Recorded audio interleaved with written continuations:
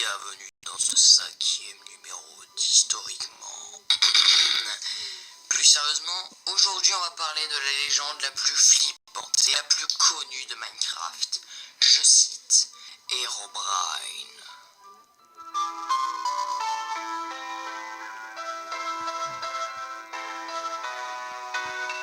Reprenons depuis le début.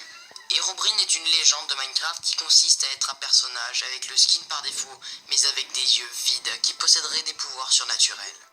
La première apparition d'Herobrine date de août 2010 avec cette image d'un joueur qui, après avoir lancé une partie solo, a fait une étrange rencontre. D'après une partie du texte, on peut lire ceci.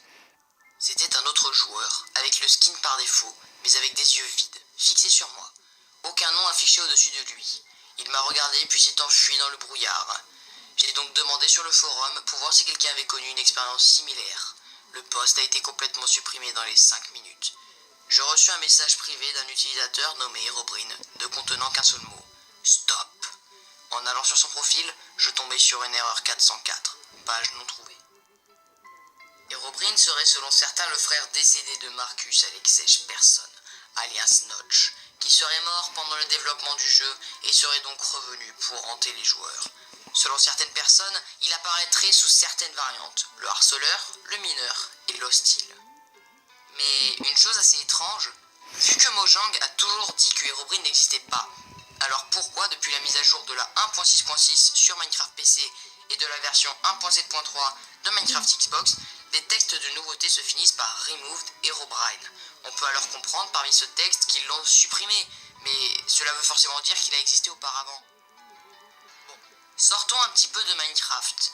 Herobrine est tellement connu dans le milieu qu'il a inspiré de bon nombre de youtubeurs pour notamment leurs chansons, comme la célèbre chanson de Captain Sparklez, Tie Back the Night, ou d'autres sons, et d'autres sont allés beaucoup plus loin en créant des mods pour l'inclure dans le jeu, et d'autres comme le fameux Hypixel ont réalisé des maps, dont 2 maps que Hypixel a réalisées, je cite Herobrine's Mansion et Herobrine's Return. Plusieurs personnes ont réagi suite à ce sujet d'Herobrine.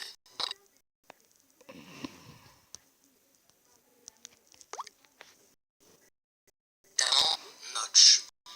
L'histoire d'Herobrine est à la fois géniale et effrayante. Elle montre vraiment à quel point un créateur n'a pas vraiment de contrôle sur ses créations. J'ai dit en public qu'il n'y a jamais eu de Herobrine et que je n'ai jamais eu de frère mort, et que faire mourir plein de lave est une méthode infaillible pour l'invoquer, et qu'il ne faut pas avoir peur de lui.